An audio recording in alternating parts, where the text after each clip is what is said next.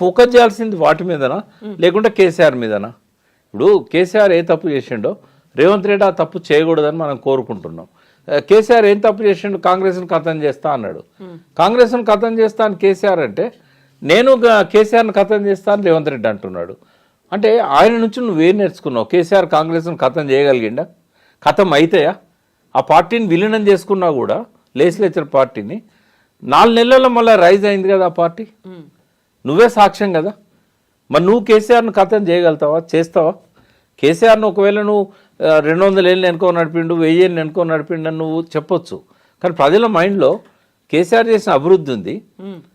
ఆయన తప్పులను ప్రజలు క్షమించలేదు. ఆయన కొన్ని తప్పులు చేసిండు కేసీఆర్. అహంకారం అన్నారు, ఉద్యమకాలం పట్టించుకోలేదన్నారు, ద్రోహులను తెలంగాణ ద్రోహులకు గొప్ప పదవులు ఇచ్చాడని చెప్పారు. ఇవన్నీ కూడా ప్రజలు క్షమించలేదు కేసీఆర్ను. ఆయన బుద్ధి చెప్పారు, ఓడించారు. బట్ నీ పరిస్థితి, నువ్వు కేసీఆర్ కంటే గొప్ప పేరు ప్రఖ్యాతులున్న వ్యక్తివి కానే కాదు. కొత్తగా వచ్చినావు, చిన్న స్థాయి నుంచి ఎదిగినావు. నువ్వు ఆయన నుంచి నేర్చుకోవాల్సింది ఏంటిది?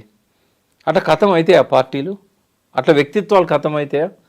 కేసీఆర్ ఒక లెజెండ్. తెలంగాణ విషయంలో ఎవ్వరు ఏమన్నా కూడా ఆ క్రెడిబిలిటీ కేసీఆర్కే కదా ఇవ్వాల్సింది. సోనియా గాంధీ ఇవ్వచ్చు, బీజేపీ సపోర్ట్ చేయొచ్చు.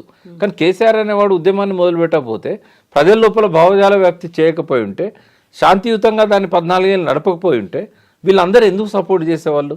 ఎందుకు ఇచ్చేవాళ్ళు? అంటే అటువంటి ఒక లెజెండ్ను ఖతం చేయడం సాధ్యమవుతుందా? అంటే అది పిచ్చి ఆలోచన కాదా? ఇటువంటి వాటితో పేపర్లలో హెడ్డింగులు నింపడం, ఇటువంటి వాటితో మీడియాలో సెన్సిటైజ్ చేయడం, అసలు విషయాన్ని పక్కదారి పట్టేయడం. ఆయనకు తెలిసిన విద్య ఏంటంటే డైవర్షన్ పాలిటిక్స్. మరి ఈ రకంగా ఆయన పరిపాలన ఉంటే ఎన్ని రోజులు ఉంటాడు ఆయన? నేనే అన్నాను ఒకసారి మీ ఛానల్లో, రేవంత్ రెడ్డి రైజ్ అయ్యే మనస్తత్వం ఉన్నాడు, పరిస్థితికి తగ్గట్టుగా ఎదుగుతాడు, 10 years ఉన్నా ఆశ్చర్యపోనక్కర్లేదు అన్నాను. ఇంకా 10 months ఉంటాడు అనేది నాకు సంశయం. పరిస్థితి అట్లా ఉన్నది ఇప్పుడు. సో కేసీఆర్ని కేటీఆర్తోనే అడ్డు తొలగించుకున్నాము, ఇప్పుడు బావని బావమరిదితో అడ్డు తొలగించుకుంటాం, ఆ తర్వాత హరీష్ని ఏం చేయాలో మాకు తెలుసు అనేటువంటి ఈ స్టేట్మెంట్లు కూడా. అంటే ఇప్పుడు కాంగ్రెస్లో సమర్థులైన నాయకులు ఒక 2-3 ఉండొచ్చు, కానీ టీఆర్ఎస్లో చాలామంది ఉన్నారు. ఒక్క వ్యక్తిత్వాన్ని నువ్వు ఖతం చేయాలనుకుంటే ఇంకొక వ్యక్తిత్వం రైజ్ అవుతుంది. అక్కడ ప్రాబ్లం ఏం లేదు వాళ్ళకి, పార్టీకి కానీ అక్కడ నాయకులకు కానీ. అది సాధ్యం కూడా కాదు ఆయనకి. రోజు రోజుకు పతనం అవుతున్నది రేవంత్ రెడ్డి, రోజు రోజుకు సింపతి పెరుగుతున్నది కేసీఆర్ మీద. ఆయన బయటికి రాకపోయినా కూడా కొండంత సింపతిని ఇప్పటికే గెయిన్ చేసుకున్నాడు. ఇంకో 2 ఏళ్ళు రాకపోయినా కూడా ఆయనకు వచ్చే నష్టం. మీరు ఇప్పుడు ఒక మాట అన్నారు, రేవంత్ రెడ్డి ఇంకో 10 నెలలు ఉంటారా లేదా అనేది డౌట్ వస్తోంది అనేది. ఎందుకని నిన్నటి నుంచి సోషల్ మీడియాలో నెక్స్ట్ సీఎం ఉత్తమ్ కుమార్ రెడ్డి అనేది సోషల్ మీడియాలో సర్క్యులేట్ అవుతుంది అంత వైరల్గా? అంటే ఫస్టే ఉత్తమ్ కుమార్ రెడ్డి పేరు ఉందమ్మా, ఆయనకు ఇస్తే బాగుండు. ఎందుకంటే ఆయనంత లాయల్గా సోనియా రాహుల్ కుటుంబానికి ఇంకొకరు ఎవరు లేరు తెలంగాణలో. కాబట్టి ఈ లాయల్టీ అనేది ఎప్పుడు కూడా పార్టీలలో ప్రధాన అంశంగా ఉంటుంది. కాబట్టి ఆయన పేరే ముందు వచ్చింది. బట్ ఉత్తమ్లో మైనస్ పాయింట్ ఏంటంటే ఆయన కరప్టెడ్ కాదు. రెండవది, ఎవరిని బలవంతం చేసి పార్టీ కోసం ఫండ్స్ అడిగే మనిషి కాదు. ఎలక్షన్స్ వచ్చినప్పుడు ఇతర రాష్ట్రాలలో ఆ పార్టీకి చాలా ఫండ్స్ అవసరం ఉంటాయి. ఇప్పుడు మొన్న హర్యానా ఎలక్షన్ అయింది, జమ్మూ కాశ్మీర్ అయింది, ఇప్పుడు మహారాష్ట్ర, జార్ఖండ్, ఢిల్లీ ఇవి కాబోతున్నాయి. అయితే ఈ ఎలక్షన్స్లలో ఫండింగ్ అనేది చాలా చాలా ఇంపార్టెంట్. అది రేవంత్ రెడ్డి చేయగలుగుతాడు.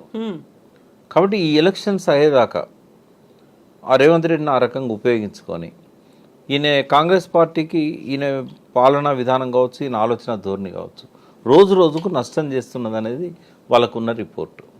ఎవ్రీడే రిపోర్ట్స్ పోతుంటాయి. వాళ్ళకు ఉండే నెట్వర్క్ వాళ్ళకు ఉంటుంది, ఇండిపెండెంట్ నెట్వర్క్ ఉంటుంది. అసమ్మతివాదులు కూడా రిపోర్ట్స్ పంపిస్తూ ఉంటారు. రెండింటిని బేరేజ్ వేసుకొని చూసినప్పుడు ఏంటంటే, రాబోయే రోజుల్లో మున్సిపల్ ఎన్నికలున్నాయి, లోకల్ బాడీస్ ఎన్నికలున్నాయి. పార్టీ కింద నుంచి మనం పటిష్టం చేయాలి. బట్ ఈయన చేస్తున్న పద్ధతి చూస్తే డైల్యూట్ అవుతున్నది. హైదరాబాద్లో అసలే పార్టీ బలహీనంగా ఉంది. ఇక్కడ ఎమ్మెల్యే సీట్ ఒక్కడు కూడా రాలేదు వాళ్ళకి. అవుట్స్కట్స్లో ఒక మల్లెడ్డి రంగారెడ్డి తప్ప, అది కూడా ఆయన వ్యక్తిగత ఇమేజ్తో 3 సార్లు ఓడిపోయిండు, 2 సార్లు. ఆయనకున్న లాస్ట్ టైం కూడా కేవలం 200-300 ఓట్లతో పోయిండు. ఆ సింపతితో మల్లెడ్డి రంగారెడ్డి గెలిపించారు. పార్టీ మీద సింపతి కాదు అది. కాంగ్రెస్ పార్టీ నామరూపాలు లేకుండా పోయింది సిటీలో. కార్పొరేటర్స్ కూడా ఎక్కువ 1 or 2 తప్ప గెలవలేని పరిస్థితి. ఒక్కడే గెలిచినట్టున్నాడు. అయితే ఇట్లాంటి సిచ్యువేషన్ అన్నప్పుడు ఆ గెలిచిన అతను కూడా మళ్ళీ బీఆర్ఎస్లోకి వచ్చాడు. సో నెక్స్ట్ ఎలక్షన్స్లలో ఆ పార్టీని బలోపేతం చేయాలంటే ఎక్స్ట్రా ఎఫర్ట్స్ పెట్టాలి. పోనీ పార్టీ ఎక్కువ మంది కూడా ఎమ్మెల్యేలు అందులో కలిసిన వాళ్ళు కాదు. ఇప్పుడు ఎక్కువ మంది బీఆర్ఎస్ ఎమ్మెల్యేలు గెలిచిన వాళ్ళంతా బీఆర్ఎస్లోనే ఉన్నారు. ఒక ప్రకాష్ గౌడ్, గాంధీ ఇట్లాంటి ఒక 2-3 పోయి ఉండొచ్చు, కానీ ఎక్కువ మంది ఇక్కడ ఉన్న వాళ్ళందరూ కూడా బీఆర్ఎస్తోనే ఉన్నారు. ఈ సిచ్యువేషన్లో హైదరాబాద్ మేయర్ టార్గెట్ చేసినప్పుడు ఎట్లా వస్తుంది మేయర్, కార్పొరేటర్స్ ఎట్లా గెలుస్తారు అంటే ఇదంతా చూసినప్పుడు ఏంటంటే పార్టీకి కొంచెం ఆలోచనలు మొదలైనవి. రెండవది రూరల్లో కూడా పర్ఫార్మెన్స్ బాగాలేదు. ఎందుకంటే పథకాలు ఇవ్వలేకపోవడం. ఇప్పుడు రైతులను ఎక్కువ ఉన్నది రూరల్లో రైతులే. 62 లక్షల కుటుంబాలు అంటే ఏంది?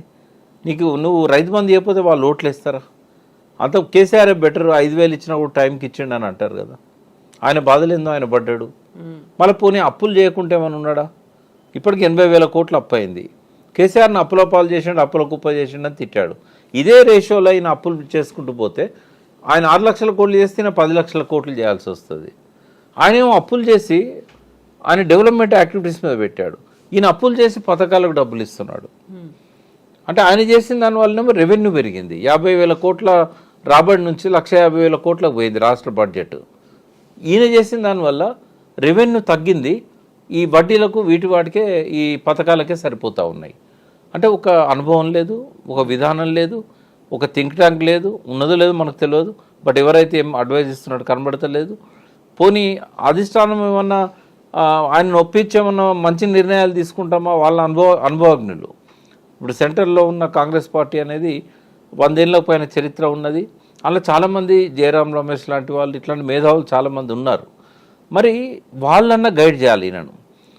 ఇంకోటి ఇండిపెండెంట్ సీఎం కానే కాదు, ఏ డిసిషన్ తీసుకోవాలన్నా కూడా ఇప్పటివరకు కనీసం కార్పొరేషన్ చైర్మన్లను పెట్టే ఈ అధికారం లేదు ఈయనకు. ఇప్పుడు 10 నెలలు అయినా కూడా క్యాబినెట్ ఎక్స్పాన్షన్ చేయలేదు. అసలే మంత్రివర్గంలో తక్కువ మంది ఉంటారు తెలంగాణలో. ఉన్నదే మొత్తం సీఎంతో కలిపి 18 మంది. అందులో 6 వేకెన్సీలు పెట్టాడు. అంటే దాని అర్థం ఏంటంటే is not an independent CM. He cannot take his own decisions. మరి ఇట్లా ఉన్నప్పుడు ఎట్లా ప్రజలకు నమ్మకం వస్తుంది? పార్టీ ఎట్లా బలోపేతం అవుతుంది? మరో పక్కన 2-3 వర్గాలు కొట్టొచ్చినట్టు కనబడుతున్నాయి ఆ పార్టీలో. వాళ్ళు ఎప్పుడు ఎటు జంప్ అవుతారో తెలియదు. ఈయనకు ఉన్న మెజార్టీ ఎంత? 5 సీట్లు. ఏది ఏమైనా జరగవచ్చు కదా. ఇప్పుడు సరికొత్తగా సోషల్ మీడియాలో సర్క్యులేట్ అవుతోంది, మీడియాలో కూడా వస్తున్నటువంటి వార్త, కాంగ్రెస్కి చెందినటువంటి 5 ఎమ్మెల్యేలు కేసీఆర్తో టచ్లోకి వెళ్ళారు. బట్ కేసీఆరే అంత ఇంట్రెస్ట్ చూపించలేదు వాళ్ళని చేర్చుకోవడానికి.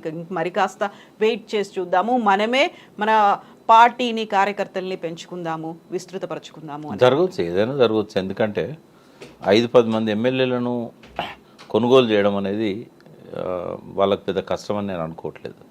అంటే కేసీఆర్తో టచ్లో ఉన్న వాళ్ళు జనరల్గా ఫైనాన్షియల్గా ఇబ్బందుల్లో ఉండి మాకు కొన్ని డబ్బులు ఇస్తే మేము వస్తాము, గెలిచినాక మీ అధికారంలోకి వచ్చినాక మీరు మాకు మంత్రి పదవులు ఇవ్వండి. 2 ఉంటాయి. ఒకటి మంత్రి పదవుల కోసం ఆశపడే వాళ్ళు ఉంటారు, రెండోది అప్పులు చెల్లించడం కోసం. మొన్నటి ఎక్స్పెన్సివ్ ఎలక్షన్, చాలామంది దాదాపు ఇప్పుడున్న ప్రతి ఎమ్మెల్యేకి అప్పులు ఉన్నాయి. ఎవరు వాళ్ళ సొంతంగా ఉన్న ఆస్తులను అమ్మి పెట్టిన వాళ్ళు కూడా ఉన్నారు. బట్ అప్పులు మాత్రం ప్రతి ఎమ్మెల్యేకి ఉన్నాయి. ఓడిపోయిన అతనికి ఉన్నాయి, గెలిచిన అతనికి ఉన్నాయి. ఇక్కడ కాంగ్రెస్లో ఇప్పుడు మా అంటే ఇంకొక 6 మంత్రి పదవులు ఇస్తారు. ఈ టర్మ్ అంతా కూడా ఎవరికైతే మాకు మంత్రి పదవి రాదనుకుంటారో జంప్ చేస్తే మాకు మంత్రి పదవి వస్తుందని ఒక ఆశ ఉంటుంది. వాళ్ళు కూడా అట్లా చెప్పొచ్చు. ఇప్పుడు బీఆర్ఎస్ ఉన్న ఎమ్మెల్యేలు కాకుండా ఇంకొక 5-6 కొనడం అనేది, డబ్బులు ఇవ్వడం అనేది వాళ్ళకి పెద్ద కష్టమని నేను అనుకోవట్లేదు. ఏదో పద్ధతిలో వాళ్ళను లాక్కుంటారు. బట్ ఇక్కడ అధికారంలోకి రావాలంటే కాంగ్రెస్ వర్టికల్గా స్ప్లిట్ కావాలి. కాంగ్రెస్ను స్ప్లిట్ చేయకుండా బీఆర్ఎస్ కానీ, బీజేపీ కానీ, లేదా కాంగ్రెస్లో ఉన్న ఒక ఏదైతే గ్రూప్ ఉంటుందో ఈ వీళ్ళందరినీ కలుపుకోకుండా అధికారంలోకి రాలేదు. ఇప్పుడు కాంగ్రెస్లో ఎవరైనా కూప్ చేయాలన్నా కూడా కేసీఆర్ సపోర్ట్ అవసరం. ఇది చేయగలిగే సత్తా బీజేపీకి ఉంది. బీజేపీ కనుక పొంగులేటిని ఇప్పుడు ఎట్లయితే కంట్రోల్లో పెట్టుకున్నారో, రేపు ఆయన ద్వారా 10 మంది ఎమ్మెల్యేలను బీఆర్ఎస్తో మాట్లాడి బీఆర్ఎస్లో ఉన్న 28-29 మంది ఎమ్మెల్యేలను మజ్లిస్ను సైలెంట్గా ఉంచే అవకాశం, శక్తి కూడా అమిత్ షాకు ఉంది. వాళ్ళు ఆబ్సెంట్ అవుతారు. 119లో 7 ఆబ్సెంట్ అవుతారు, 112 ఉంటారు. 112 మ్యాజిక్ ఫిగర్ అయింది 56, 57. 57 మంది ఎమ్మెల్యేలను కూడగట్టడం బీజేపీ కష్టమని నేను అనుకోవట్లేదు.